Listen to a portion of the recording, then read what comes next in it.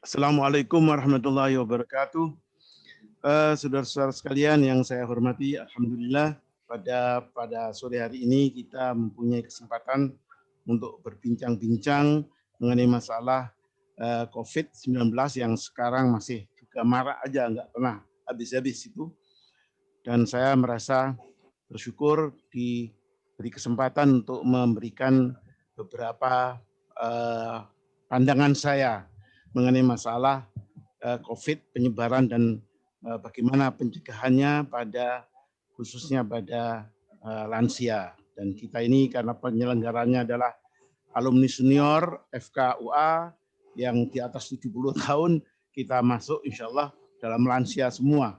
Mungkin yang 60 juga bisa masuk, 50 juga bisa masuk. Jadi coba kita pikirkan bagaimana sebaiknya kita bisa memproses diri terkait dengan masalah COVID ini. Saya diminta oleh Pak Yono ini untuk memberikan materi dalam bentuk tertulis.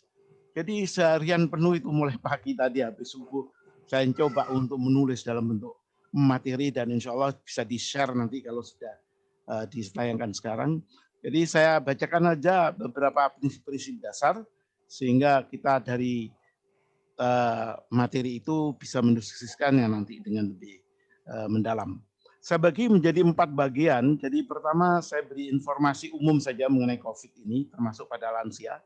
Kemudian saya sampaikan juga prinsip-prinsip terjadinya COVID dan bagaimana mekanisme COVID itu. Yang ketiga, prinsip-prinsip dasar bagaimana kita membuat suatu pencegahan dan prinsip-prinsip penyebarannya di masyarakat. Dan yang terakhir kita bicarakan dalam materi yang terkait dengan masalah lansia. Yang pertama, saudara, secara umum saja dan saudara bisa mendapatkan ini dalam berita-berita tentang COVID. Jadi jumlah COVID itu sekarang kasusnya di Indonesia dalam seminggu terakhir ini sekitar ya 490.000, hampir 500.000 lah, setengah juta orang kira-kira yang menderita penyakit COVID. Dengan catatan diagnosisnya itu tentunya nanti masih bisa kita perdebatkan, tapi umumnya diagnosisnya kalau dengan swabnya positif. Tetapi penyebarannya tidak sama, saudara, antara satu tempat dengan tempat lain. Ini menjadi problem. Di Jawa saja itu sekitar 75% itu mungkin proporsional lah. Penduduk Jawa memang 70-an%.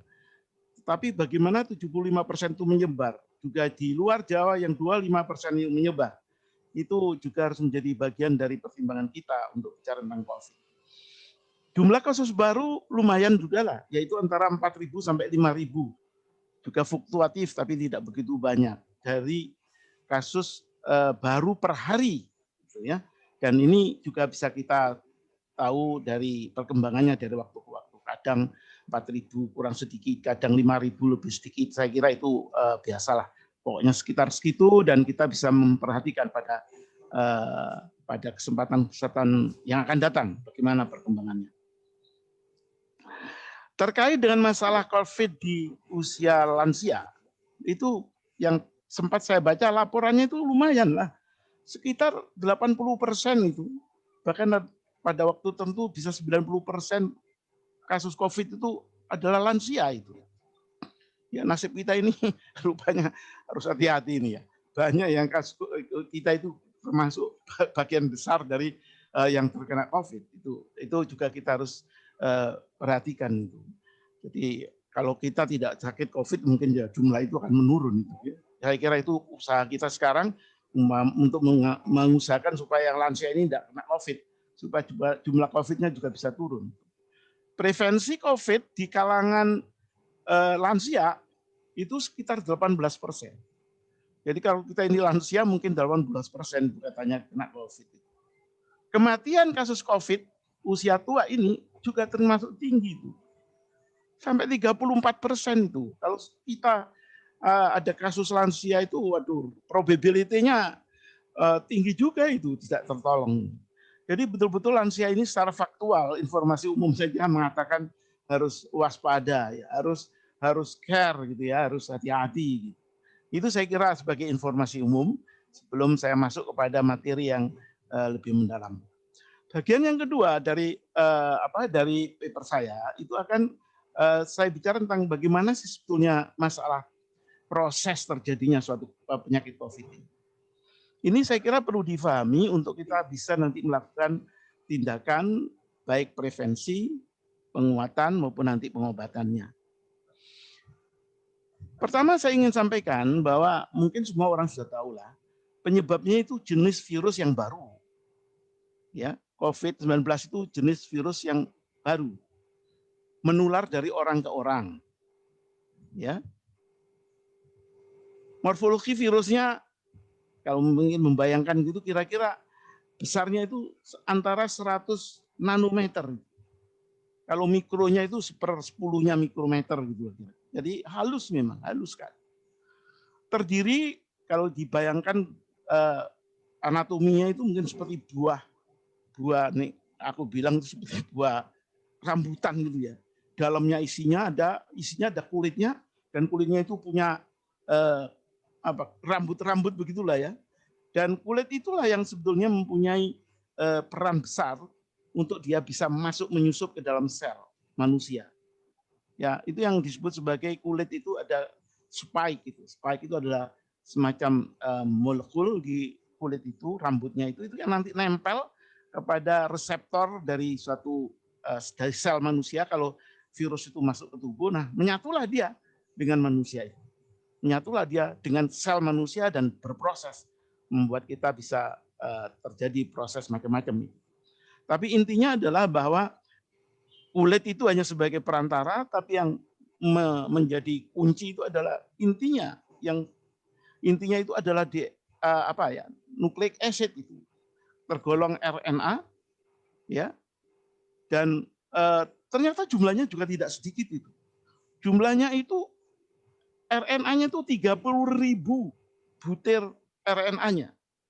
Yang RNA itu ditandai dengan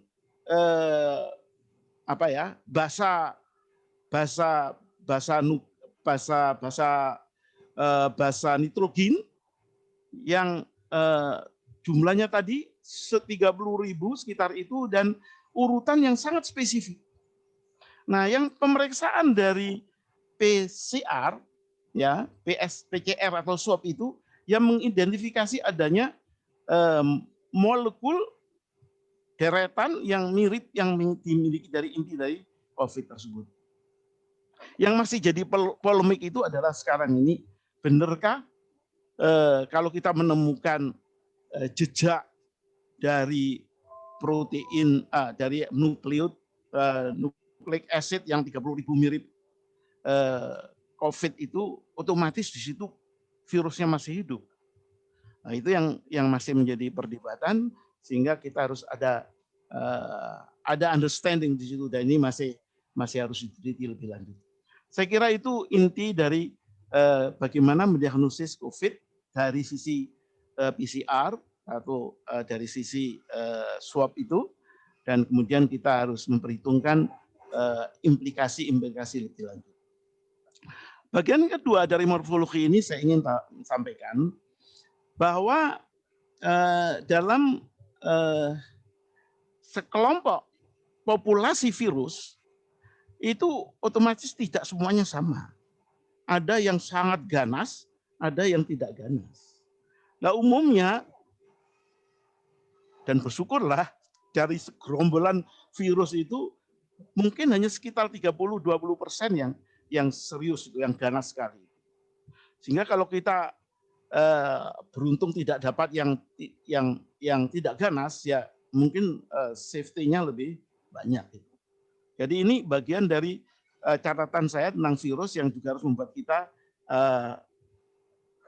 menjadi lebih proporsional begitu ya. Ini saya siapkan ini untuk saya bacakan lebih lanjut, masih juga dari ya. Saudara sekalian, jadi yang berikutnya dari sisi proses ini perlu kita membedakan. Nah, ini penting, ini saya kira ini sering tidak dibicarakan itu. Saya ini mengatakan ini salah satu kunci bagi saya. Kita bedakan antara infeksi oleh virus dengan infeksi oleh mikroorganisme seperti bakteri, parasit, dan lain-lain. Yang mikroorganisme itu adalah makhluk hidup. Karena dia makhluk hidup, maka dia begitu masuk ke tubuh, dia bisa berbiak sendiri di tubuh itu dengan memakai tubuh kita sebagai bahan makanan.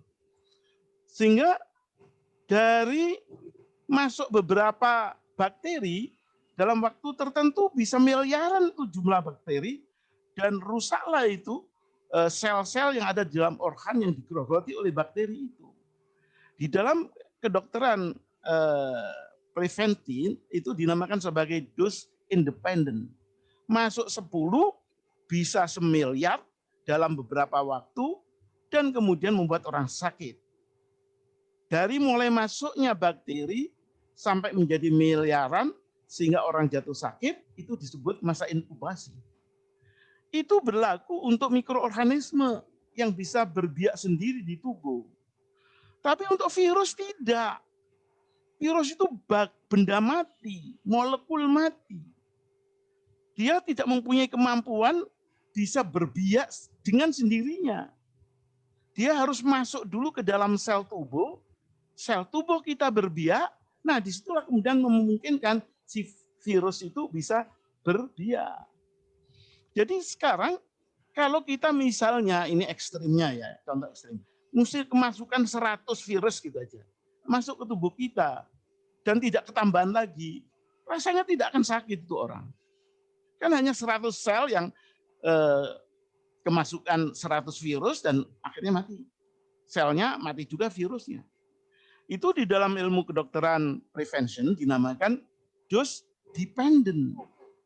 Jadi sakitnya seseorang oleh virus itu ternyata terkait dengan jumlah virus yang masuk gerudukan gitu, bersamaan. Bukan hanya ratusan, ribuan, bahkan ratusan ribu, miliaran masuk dalam waktu yang bersamaan ke tubuh kita. Pada saat yang sama virus yang masuk, yang ratusan ribu itu juga mengintervensi ratusan ribu sel, nah barulah orang itu bisa sakit. Dikatakan kalau ada infeksi sampai 400 ribu, 500 ribu virus, baru orang itu kemudian sakit. Jadi di situ menjadi dosnya itu dose dependent.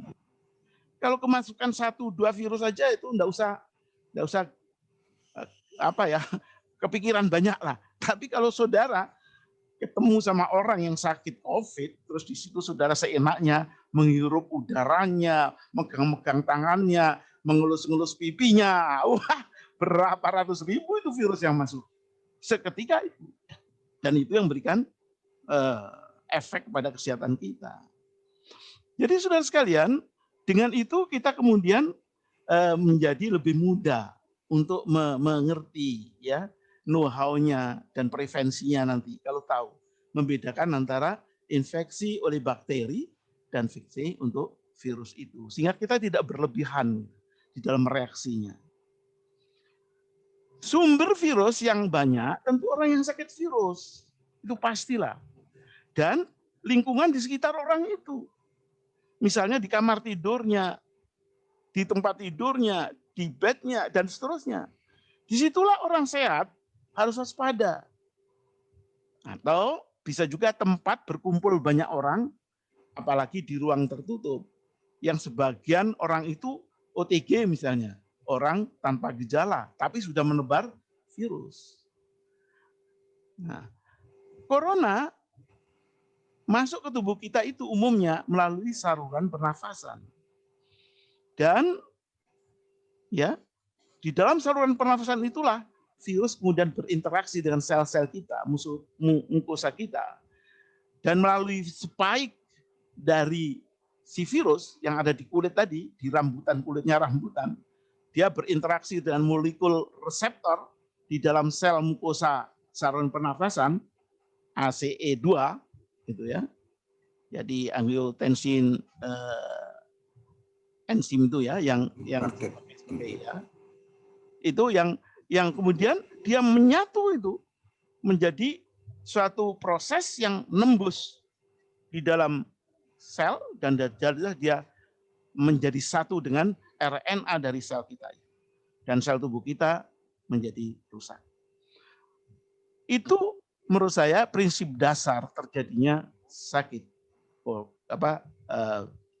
sakit corona dari orang sehat menjadi sakit, faktor penyebabnya agentnya, coronavirus, sumber agentnya, orang yang sakit dan sekitarnya, dan orang yang sehat, bagaimana prosesnya kok bisa masuk.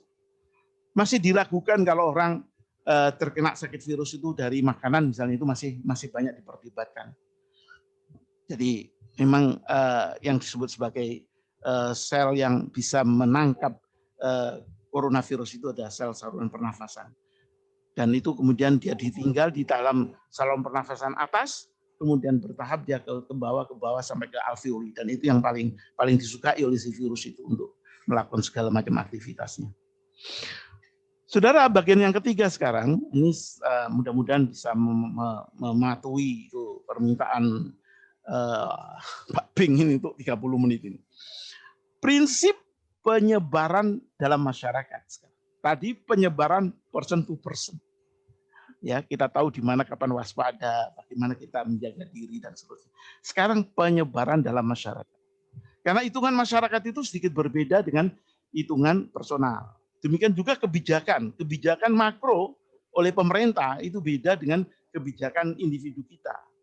Dan di sini saya ingin sampaikan beberapa prinsip dasar yang terkait dengan penyebaran di dalam masyarakat, dan otomatis nanti terkait dengan masalah kebijakan harusnya yang diambil oleh pemerintah, karena pemerintah mengurusi masyarakat ini.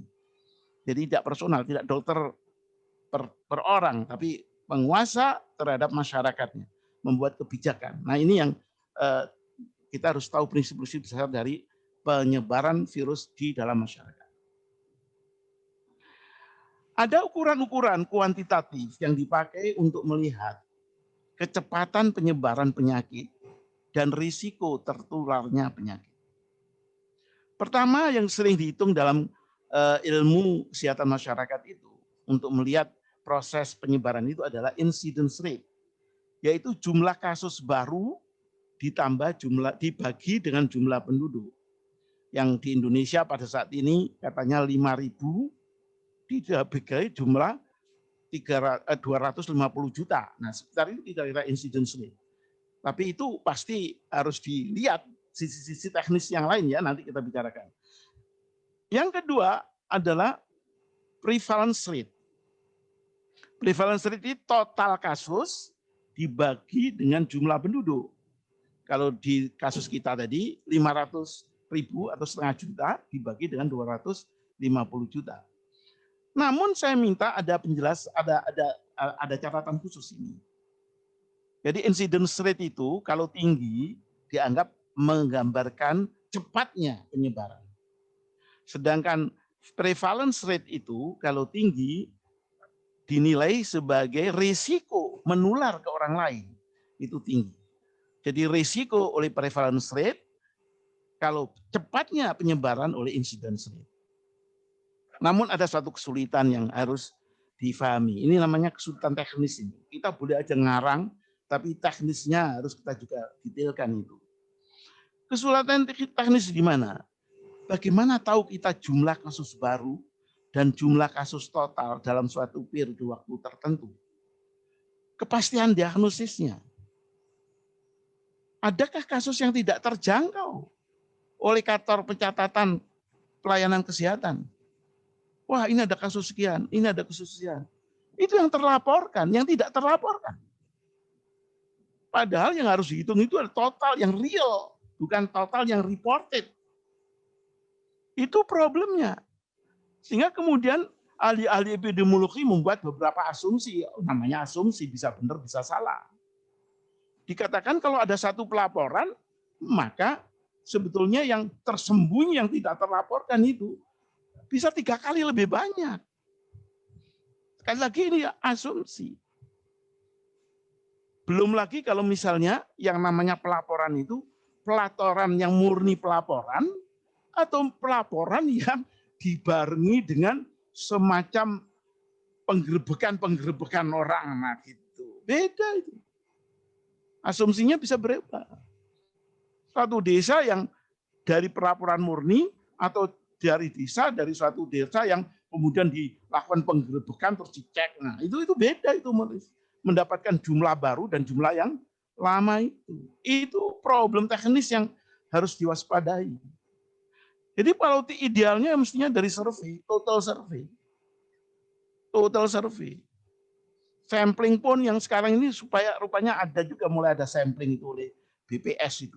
Tapi saya tidak melihat bagaimana itu nanti analisis lebih lanjutnya.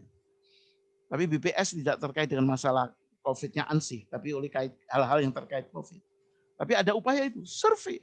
Survei itu baru kita bisa mengatakan 100% incident rate akurat, prevalence rate-nya juga akurat. Tapi itu bukan hal yang mudah kan? Nah, yang kedua saudara sekalian, jadi ini paling tidak kita sudah punya apa ya, ukuran kecepatan penyebaran dan ukuran risiko kena COVID-nya.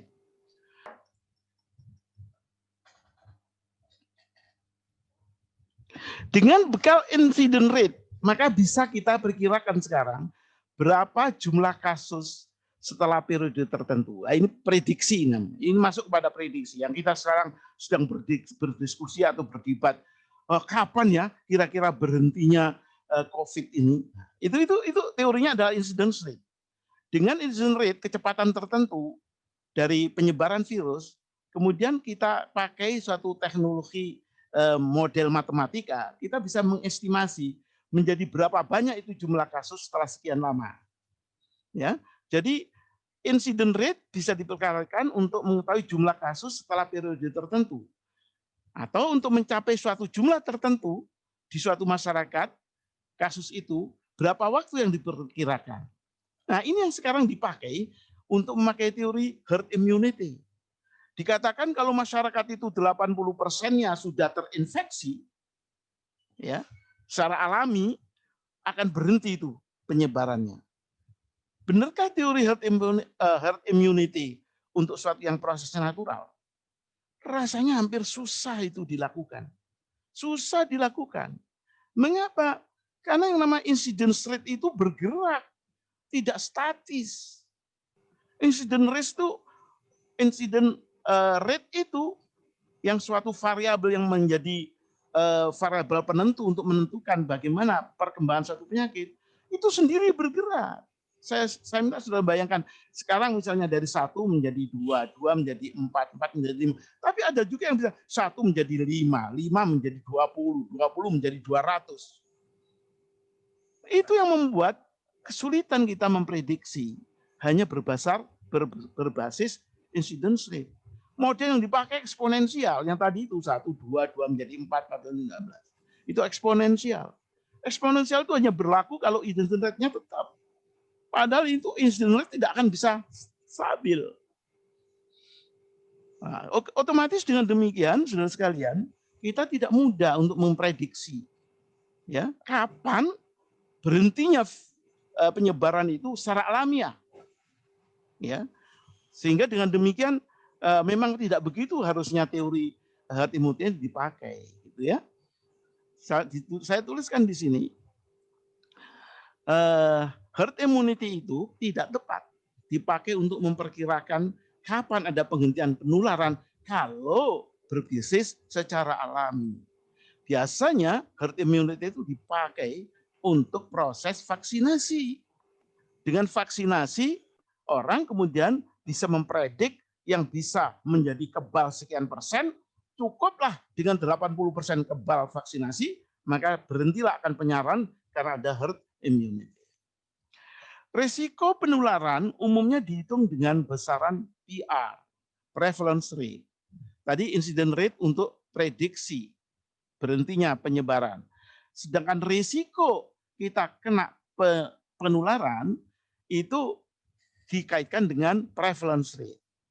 Lebih tinggi prevalence rate, lebih banyak probabilitas orang tertular saat kontak dengan orang lain. Tentu nilai prevalence rate tidak bisa banyak dipakai jika diterapkan pada daerah yang terlalu luas dengan penduduk yang terlalu tersebar tidak merata seperti Indonesia. Jadi kalau saudara menghitung dengan enteng-enteng gitu ya, 500 juta dibagi 250 juta itu prevalence rate, maka risiko kita ketularan adalah sekian persen, itu susah dipakai. Mengapa? Karena tadi itu ada yang tersembunyi. hidden cases itu. Ya. Yang kedua, zona dari negeri yang besar seperti Indonesia ini dengan penduduknya yang tersebar itu tidak sama. Ada zona dan prevalence rate yang tinggi, ada zona dan prevalence rate yang rendah. Kita nggak bisa menyamakan itu. Jadi pemerintah nggak bisa pukul rata dianggap tidak ada atau rendah, juga tidak bisa pukul rata semua negara, semua bagian dari negeri ini oleh suatu prevalence rate yang tinggi. Itu diperlukan kebijakan yang serius itu. Sehingga saya mengusulkan sebetulnya harus ada zonasi Indonesia ini. Sebaiknya per desa dihitung prevalence rate. Minimum per kecamatan. Yang kita dengar dari laporan di TV itu biasanya masih per bulan itu. Per kabupaten. Bayangkan kabupaten yang penduduknya bisa sampai puluhan juta itu. Di situ terjadi dari banyak kecamatan dan banyak desa yang variatif. Yang satu kota yang padat, banyak petani di daerah yang rentek di dekat hutan. Kita tidak bisa mempersamakan itu. Risiko ketularan oleh prevalence rate yang bersifat makro itu. Sehingga saya mengatakan sebaiknya Indonesia ini dipetakan itu prevalence rate COVID by villages atau sub-district minimum itu. Dan baru itu kemudian dari board anti-COVID bisa membuat satu policy yang efektif untuk negeri kita ini. Poin yang keempat, saudara sekalian, yang saya ingin saudara fahamkan, dalami lagi adalah pemanfaatan prevalence rate juga tidak boleh satu sisi saja. Nah, masalahnya begini maksud saya. Tadi kan prevalence rate mempunyai manfaat untuk memperkirakan berapa terjadinya risiko penularan. Pertama, jika prevalence rate-nya amat rendah. Saya berikan contoh misalnya 1/10.000. Maka pada berkumpulnya orang yang jumlahnya hanya 100, katakanlah seperti musola, gereja, tentu resikonya untuk penularan sangat kecil sekali. Karena tadi itu probability tertularnya itu 1/10.000. Lah ini hanya ada 100 orang. Nah, pada kasus seperti itu, ya kita harus lebih proporsional melakukan penerapan langkah-langkah protection. Ya itu satu. Jadi jangan digebiak-uya, sama aja prevalence rate-nya 10.000, wah sudah, walaupun kumpul 5 orang bisa dilarang. Nah itu ya kemanfaatannya menjadi beda dan kemudian memberikan side effect, misalnya side effect ekonomi, side effect keimanan, peribadatan dan macam-macam. Sisi lainnya adalah resiko ketularan bisa diperhitungkan bagaimana orang itu kontak satu dengan lainnya. Ya. Jadi menambah jarak tentu mengurangi risiko penularan. Memakai masker tentu akan membantu memperkecil penularan. Ya, jadi tidak hanya satu PR saja, tapi PR dikaitkan juga dengan masalah bagaimana kita membuat policy. Ada satu hitungan probabilitas tentang masalah masker ini yang saya bilang mungkin perlu harus ditinjau dulu loh, tapi saya pikir itu paling tidak ancar-ancar. Jika seorang penular kontak dengan orang sehat, keduanya tidak pakai masker, ya probability tertular ya 100% lah kira-kira. Ya. Begitu orang yang sehat memakai masker, yang tidak yang penularnya itu tidak pakai masker, turun. Tapi probability penurunnya hanya 75%. Hanya 25%, hanya kemungkinannya 75%. Sebaliknya kalau dibalik, Yang maskeran itu si penular, orang sehatnya hanya tidak memakai masker, itu sudah drop menjadi 5%. Jadi kata kuncinya itu si penular itu harus difokuskan untuk memakai masker. Dua-duanya pakai masker, ya insya Allah itu hanya dikatakan 0,1%. Bisa ada proses penularan. Hitungan seperti itu masih harus didalami pasti, tentu dipengaruhi oleh lamanya dia berkomunikasi dan jarak yang dia berkomunikasi. Itu namanya teori tentang masker dan masker plus. Nah, berikutnya saudara sekalian, ini yang sekarang yang paling menarik, mungkin karena sekarang yang paling hangat itu adalah vaksinasi. Apa itu vaksinasi? Vaksinasi yang saya maksudkan di sini bukan vaksinasi orang per orang ya. Saya maksudkan sini adalah vaksinasi yang masif, massal. Ya. Yang semua orang harus divaksinasi. Nah, itu namanya vaksinasi massal. Massive vaccination. Saya ingin tekankan pada saudara, dari report yang di Google itu, tidak ada satu negara pun yang melakukan itu. Sampai dengan bulan ini, nggak ada satu negara pun. Rusia itu dikatakan koar-koar Agustus yang lalu, Oktober kami akan masif vaksinasi. Ternyata sampai Desember mereka belum melakukan. Belum lagi Rusia itu koar-koar mau memvaksinasi penduduknya oleh vaksin yang dia buat sendiri. Nah, itu pun masih mundur-mundur. Maka saya mengatakan ini harus harus dikaji betul, ini Indonesia kok berani-beraninya memvaksinasi penduduknya masif dengan vaksin yang bukan diberikannya sendiri. Ini suatu pertanyaan yang menurut saya big question mark yang mempunyai risiko sangat tinggi. Kalau kita tidak bisa membuat vaksin sendiri, sebaiknya ya tunggu negeri lain yang sudah vaksin total, nah baru kita ikut. Gitu. Itu rasional yang harus difahami. Apalagi Indonesia sekarang dengan jumlah kasusnya dan penyebarannya kok masih lumayan lah dibandingkan negara yang lain. Jadi seperti ini sudah saya ingin sampaikan.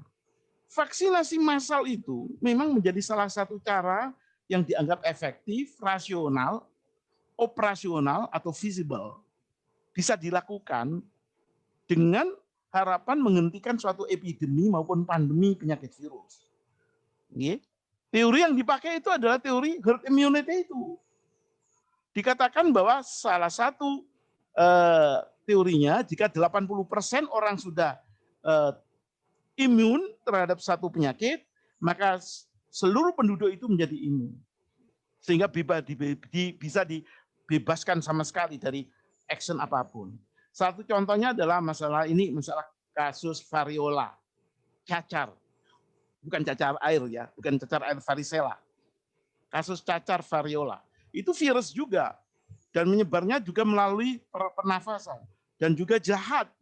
Kematiannya juga tinggi. Tapi ternyata dengan vaksin yang bagus, tepat, ya spesifik sekali, dilakukan vaksinasi massal sedunia.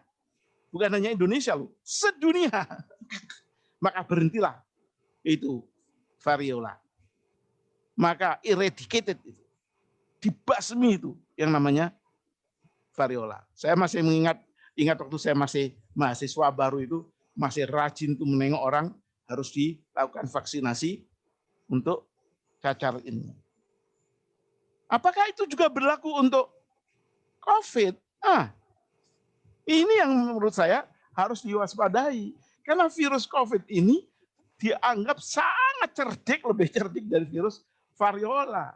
Dia punya tadi itu bulu-bulu spike yang bermacam-macam dan banyak itu. Dan belum lagi di sel-sel tubuh manusia sendiri tidak potensial ada reseptor yang selain ACE2. Sehingga saudara sekalian, di sini saya ingin sampaikan dari sisi vaksinnya. Ini kalau kita mau membuat kebijakan yang seperti itu ya. memang terbukti efektif menghasilkan imunitas spesifik, mengatasi terjadinya penyakit walaupun orangnya telah tertular. Ini sendiri masih dipertanyakan. Betulkah ada vaksin yang memberikan garansi 100% orang yang divaksin tidak akan tertular? Walaupun virusnya itu mutasi, gentayangan, dia tetap tidak akan tertular. Itu belum ada. Kenapa? Karena ciri virusnya yang spesifik itu. Dan ini yang masih belum ada kepastian. Nah, kalau seperti ini sudah kita terapkan untuk massal, risikonya terlalu tinggi. Virus itu, ya, saya sampaikan, vaksinasi dengan virus itu, bagaimana caranya membuat vaksin itu bukan sederhana, saudara. Apa yang bisa bagian dari virus itu yang menginduksi supaya pertemuan antara spike dengan ACE itu terhalangi. Ini yang tidak bisa kita belum ketemu gitu kasarnya. Ini saya minta menjadi perhatian serius ini. Jangan gegabah.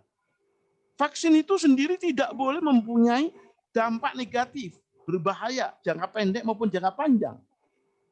Kita ingat itu risiko vaksinasi yang ribut itu di Afrika, polio yang dianggap menjadi salah satu sumber malapetaka adanya AIDS.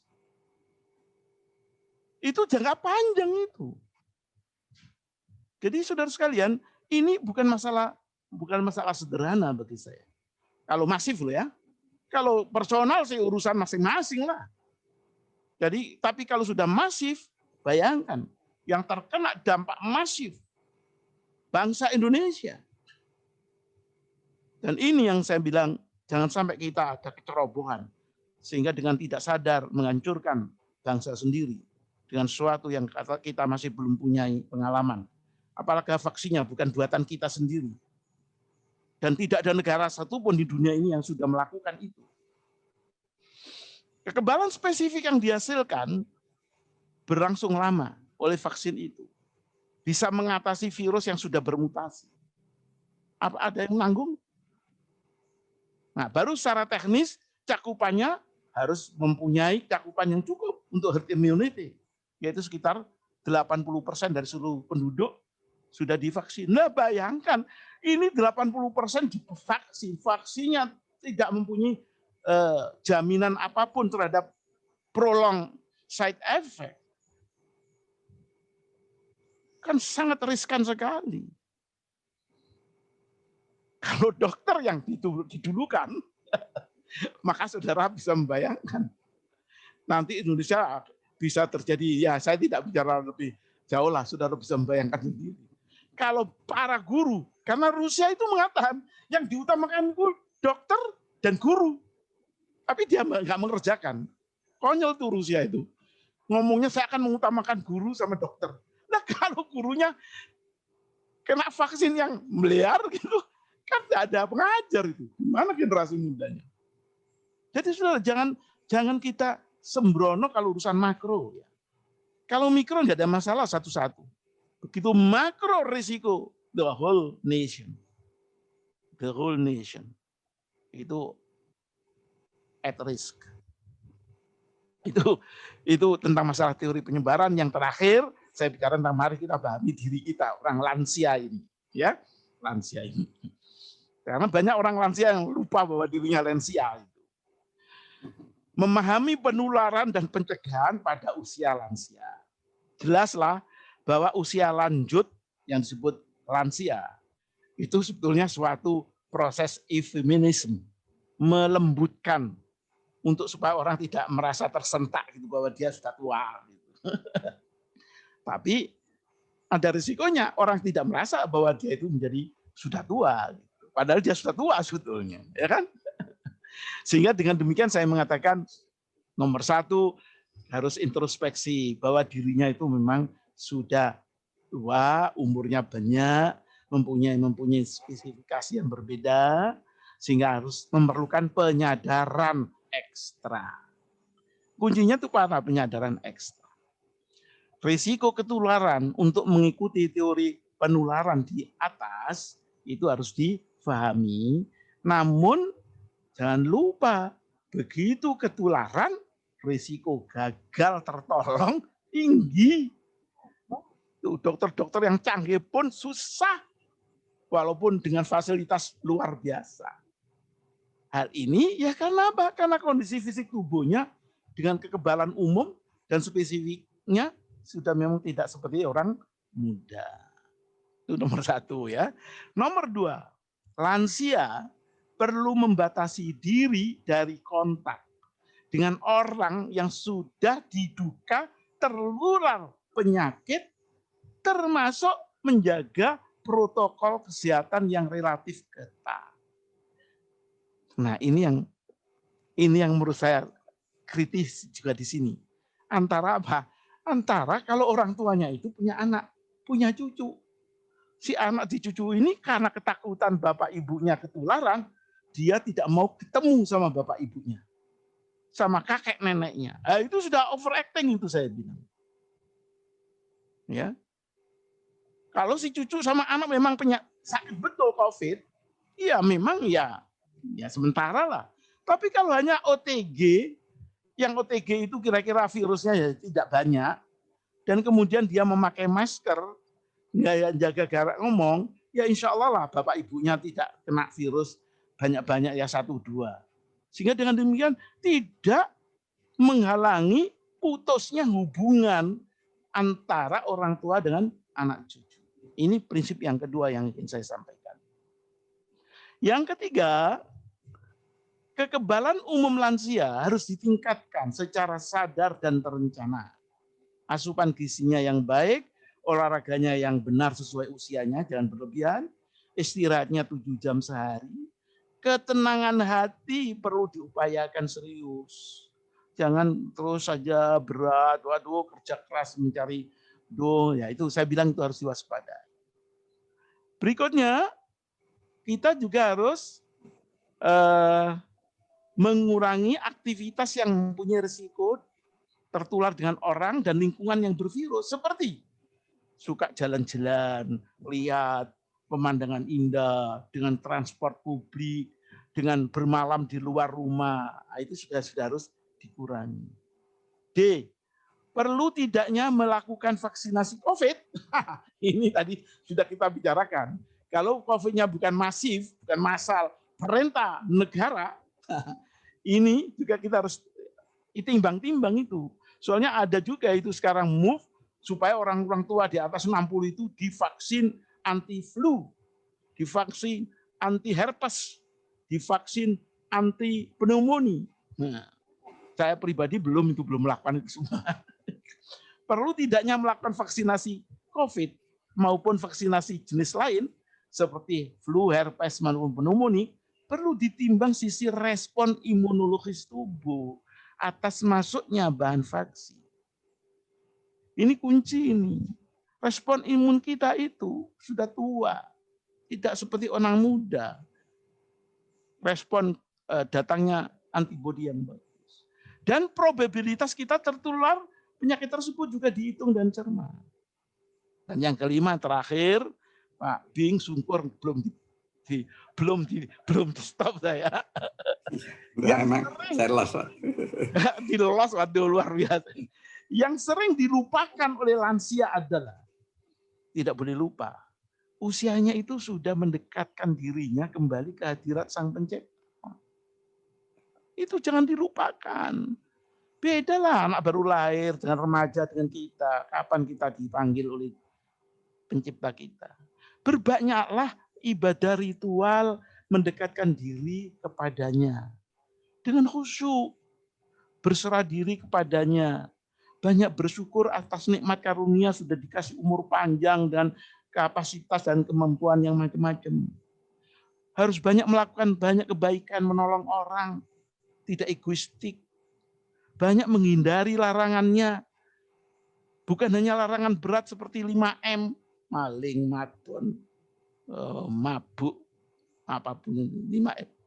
Itu kan juga larangan yang lain seperti hidup glamor, boros, pamer harta, pamer anak cucu, membuat orang lain cemburu. Hiduplah sederhana, walaupun tidak harus anti keduniaan supaya dianggap seperti orang suci. Tidak perlu itu. Tidak perlu kita menjadi orang suci. Yang penting adalah kita tahu bahwa kita segera menghadap Tuhan dan kita harus menghindarkan hal-hal yang seperti tadi dan berdoa minta banyak ampunan.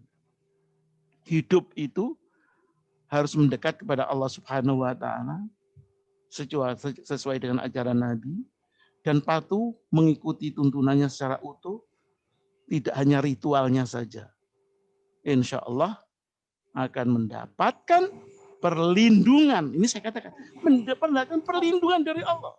Allah itu pada orang yang dekat dengan Dia melindungi. Perlindungannya itu gaib, Mas. Tidak harus fisik, tidak harus empirik. Empirik itu hanya satu sisi. Ada perlindungan gaib dari Tuhan. Yang itu tidak bisa kita tebak. Itu hanya terjadi kalau kita dicintai Allah.